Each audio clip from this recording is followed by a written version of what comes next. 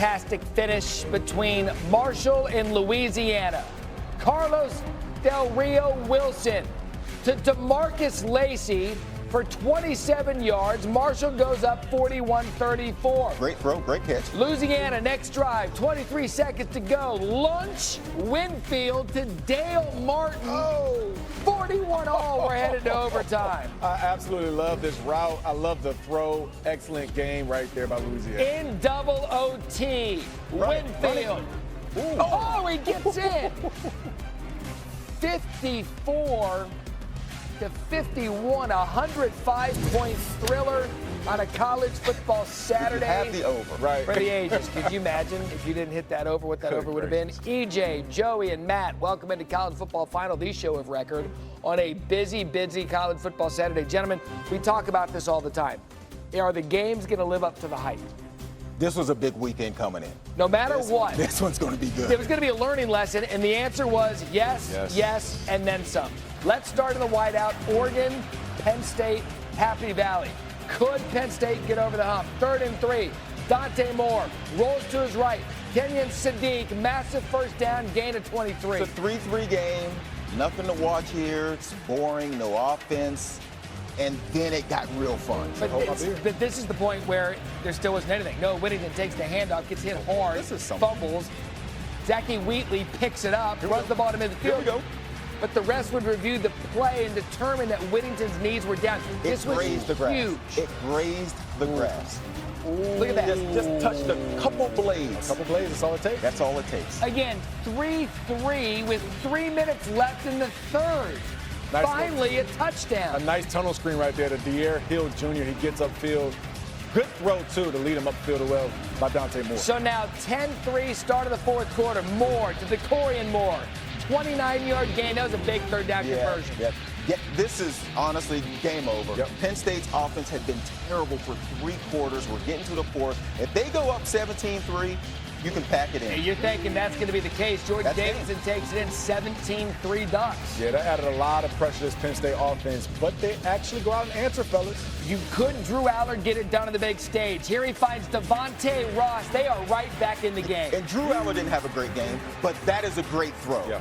When they needed it to get back in the game. So they hold Oregon, 4th and 1. Allard, 2 yards, first down, Penn State. Watch the clock because it was clear they were going. They knew this was their final drive of the game. 1st and goal. Allard fakes the pitch.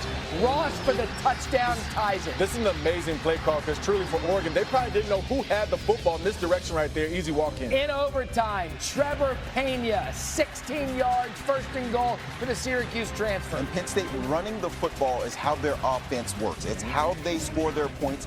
Run the ball. Very next play, Katron Allen for 4. Penn State grabs the lead. Look, this was the point of the football game where that offensive line for Penn State said, you know what, just follow me, big fellas, we got you. Dante Moore's turn, runs for the first down, keeps the game alive for Oregon in overtime. That was 4th and 1. Where's the ball? I don't know. Well, it's in the end zone now. It's in the end zone now. Jamari Johnson ties it at 24. Let's go to the second overtime. First play from scrimmage, second OT, Moore, Gary Bryant Jr., 25-yard score. And you know what? Gary Bryant Jr. will get the credit for the touchdown, but look at the pocket presence and the maneuvering by Dante Moore to get that throw off. You have to go for 2 in the second overtime. First play for Penn State. Dylan Thieneman picks up Aller, and it's over. Wow. Man, unbelievable finish in Happy Valley, but Oregon goes on the road and gets a classic. First road win against top 5 team since 2021. Unbelievable job, man, of our guys keeping their composure. We said this game's going to be about 1,000 cuts, right? Every cut matters. Every cut matters. And eventually, hit the jugular. That was it right there. Unbelievable focus. Our quarterback is an absolute all-star. Our team, man, special, man, special. We had tons of opportunities to win this game. There's going to be a lot to learn from it, obviously. The way college football is today, there's going to be very few teams that finish the end of the season unscathed. And we got to learn from this. We got to have a great week next week. We got to tune out all the noise. And we got to get better from this and get on a roll for the rest of the season. So, all right, here's what you need to know about James Franklin and Penn State. 4-21, that's a big one. Top 10 opponents under James Franklin. but they've lost 15 consecutive games to top 10 opponents from the Big Ten. That's the third longest active streak behind Maryland and Rutgers. So he's right, the noise is going to be loud this week. So while that was going on, simultaneously, Alabama and Georgia between the hedges turned into a classic on its own. Ty Simpson was like, you know what? This is my time to shine, especially after the Florida State loss in week 1. How about this to Ryan Williams? Perfect throw, but... Great throw. Ryan Williams. Come on, the classic trying to run before you look the ball in. Could not bring it down. A lot of game left. 3rd and goal, Simpson, Jeremy Bernard tied strike first. Jeremy Bernard, though, has been reliable all season long to this point. Good route, good finish. That was a Georgia transfer, so he's getting one against his former team. And Isaiah Horton, it's 14-0. And Ty Simpson, those 2 throws in traffic, terrific. Gunnar Stockton comes back, though. Colby Young wide open, 14-7. I mean, wide open. A ton of air in that football. Wasn't sure what was going to happen, but good catch by Young. But you knew Georgia was going to fight back here. Chauncey Bowen's huge run, 43 yards. And this is now looking like it might be Georgia's momentum. It's their game. They're back in it, and they're moving the football on the ground. Toss left, Bowen, 17-14. And we said it before the game, the trenches up front for the offensive line, paving the way right there. Walk in for Bowen. Play of the game, Simpson to Caden Proctor. Big fella. This is when you're having fun. This is when you feel like, hey, anything will work now. 6'7", 360 a meat. That's going to be on his draft tape, too. I mean, it needs to be. Oh, yeah. Simpson, you know what? I'll get this big fella. 24-14 Alabama leads at the half. Early third, same score. Alabama, 43-yard field goal attempt. Oh, my goodness. Oh, my. That's a little off on that one. Oh, my gosh. Wide left. Would that come back to bite him? Dylan Bell, the handoff. Fakes it to Zachariah Branch. Bell turns on the Jets. Gain of 43. It's a big gain of 43, but excellent job by the safety right there, running them down, at least making Georgia earn it here. Later in the drive, how about this by Alabama? And the second effort, though, by Josh McCray. Georgia now within 3. The second half of this football game was a physical, who's the toughest team at the end? Alabama 8, 4th and 1, down 3. They elect to not kick the field goal and tie it. Yeah, it's tough because in this portion of the game, you expect the offensive line to get you a yard, but technically, you kick that field goal, you tie the game up, put more pressure on Alabama's offense. There were no more points scored in the game after that decision. No more points. Is that Bobby? It lost in the game. Could have. You seem bothered. Coaches all of a sudden stopped liking points. You could have tied the game. Instead, you lose by that margin, 24-21. 10 of 11 now for Alabama over the Dogs. You knew, Coach, this was going to be a fist fight throughout. How would you describe the way that your team was able to come away with a huge win on the road? Yeah, we talked about the old school 15-round heavyweight fight, and that's what this was going to be. And was proud of the fight that these guys had. You know, we took some punches now and then, but we just kept punching back. And these guys continue to get better and better as we see today. It's a heck of a team we faced right there, especially on the road in this environment. We got to do a better job as coaches to help those players start better. It's because we're spotting people too much and not executing at a high level. And sometimes it's execution. Sometimes it's, hey, they got a good call, they got a good play called, and they out-execute us. But if I didn't think we could cover them or didn't think we could stop them, it'd be disappointing. But to do it in the second half is certainly frustrating for us. Since taking over Georgia in 2016, 7 of Kirby Smart's losses have come against the Crimson Tide. You just can't find a way to beat them. Another one goes down for the Dogs against the Tide. Let's continue in the SEC. Lane Kiffin, you remember the struggles with James Franklin?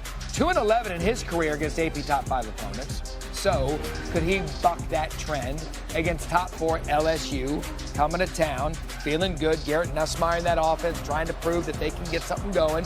First quarter, I mean, guys, you knew it was going to be one of those days when this tipped pass to Nick Anderson off the deflection goes for a touchdown. And it's a great drive early for LSU to go down the field. A little luck at the end, but they go up 7-0, and offensively, they needed to get off to a good start. And because we hadn't seen it in the prior weeks, they'd been struggling just a bit. Now 7-3 rather. Kyron Lacey makes it 10-7 Ole Miss. Yeah, a great job by Lacey going between the tackles, finding it 23 carries today, 87 yards in that one touchdown. How about this, just before they have 18 seconds left, Trinidad Chambliss to Cade Lee for the touchdown. How about Chambliss in his third start? He looks like he's been playing quarterback for Ole Miss for a very long time. Now 17-13, Logan Diggs makes it Ole Miss 24-13. Offensive line got to get some love on that one. The right guard able to pave open a hole for Diggs to run through. 8 minutes left, same score. LSU going for it on 4th down, but look at this. Kyle Parker is tackled, but he extends the ball. I mean, this was a game of inches. LSU was 2 of 11 on 3rd down, so they needed to go for it on 4th. And LSU right back in it.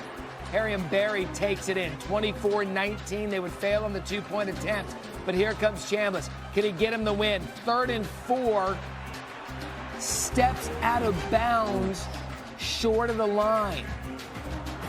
So next play, ball game's on the line right here. Look at this play call by Lane Beautiful Kiffin. play call. Smart play to get down, and let's run the clock out. Daquan Wright seals it. The home team has won the last 6 in this, and Lane Kiffin gets his big win over the Tigers. Coach, a lot was made of LSU's defense headed into this game. What kind of statement did your defense make in this one? Well, LSU has a great team. They have great players. That's one of the best rosters in America. And it was a tough game, like these games always are. Luckily, we've been able to win the last 3 at home. But we didn't play complementary football, which you have to do in this league. You have to be able to complement your offense and defense. And we were out of sync with that. You know, when our offense started to move the ball a little bit, our defense couldn't make a stop. In the first half, we couldn't do anything offensively. We settled for a field goal, or in one instance, we throw a pick down there. We just couldn't get this whole group playing together with the same effectiveness that you need to win games like this. What about Trinidad Chambliss, though? We mentioned it during the highlight. His 3rd straight game with 300 passing yards, 50 rushing yards, the longest streak by an SEC player in the last 30 years. Much more on Ole Miss and Chambliss and all of that coming up. But, I mean, what a Saturday. We just went through the 3 biggest games of the day, and each and every one of them lived up with the hype. I want to start back at the whiteout with Oregon and Penn State. Credit both teams for going back and forth, but in the end, it was Dante Moore and the Ducks that got it done on the road. Dante Moore's ability to move outside the pocket, guys, because Penn State did a good job getting after him. We talked about the Dennis Sutton and that pass rush that Penn State would provide. But his ability to ad-lib and keep plays alive, that's really what opened this thing up for Oregon to get back into it. It was 3 for 3 for so long in this football game, but when Dante Moore was able to get some quick runs, then some big-time throws, excellent play calls there offensively, Oregon, that gave them the edge as the game went on. Penn State scored 3 points in the first 3 quarters, 7 first downs. In the last quarter, 21 points, 8 first downs. And so you're Oregon, you're on the road in a whiteout. It's going to be a tough situation. And for them to hold on and win this game in overtime says a lot about what Oregon is. We talked all along about these 2 teams haven't played anybody, so we needed to see this matchup. I think both teams walk out of this with something, but this Oregon team, they don't play Ohio State. They don't play Michigan. So now they have the first leg up in this conference and the ability to make it to the Big Ten championship. That's right. They threw the first punch at a conference that we believe is going to come top heavy, the teams we always talk about in the Big Ten. On the other side of the big games on Saturday, you got Alabama going on the road against Georgia. Now, here was the talk about Alabama after Florida State. Kalen DeBoer's lost the program. They're doing this, they're doing that, breaking all that garbage. Ty Simpson, in one night, put all that conversation aside, Joey, to let everybody know Alabama's back and one of those teams in the SEC. But let's think about Kalen DeBoer since he's been at Alabama. They finished the season losing to Oklahoma, go 9-4, miss the playoff. They go to the bowl game, lose to a Michigan team that can't throw a pass to save their life. They come into this season, they lose to Florida State early, and they didn't look good when they did it. They wanted to run him out of town. To think a few weeks later that this team could come and play a Georgia team and look like they did, especially in that first half. They had 260 yards in the first half, 135 in the second half to hold on, 24 points in the first, nothing in the second to get a win. What a terrific job of getting this team prepared to get ready to go to Georgia and get a win. That's the key, Joey, to go to Georgia and play like this, but also for Ty Simpson, the poise that he showed in this football game, guys. And look, they also put more pressure on Georgia. Gunnar Stockton didn't have a great night throwing the football. They ran the football at a high clip, and we talked about that again before the game. But Ty Simpson, man, he grew up tonight. You saw him run the football. You saw him have complete control within this offense, finding Jeremy Bernard, finding Ryan Williams. Even though he dropped that pass early on, man, this guy has a chance to be one of the better quarterbacks in the SEC. He's still really young. He considers, fifth or fourth start in his career. Yeah. He's playing excellent football at this point. Listen, you're not going to be judged at Alabama what you do against Florida State. You're going to be judged at Alabama what you do in the SEC, namely against Georgia as you go through this season. But again, Ty Simpson, Alabama, they can now put week 1 behind them. They're going to be a team to contend with in the SEC, as is Ole Miss against LSU in Trinidad Chambliss. In my book, one of the best stories in college football in the first month. He might need to be in that Heisman conversation, fellas. I don't see why not. 3 starts and 3 games over 300 yards, and he's running the football. And like I said with Ty Simpson, Chambliss has a ton of poise as well. I mean, this guy is playing like he's the full-time starter.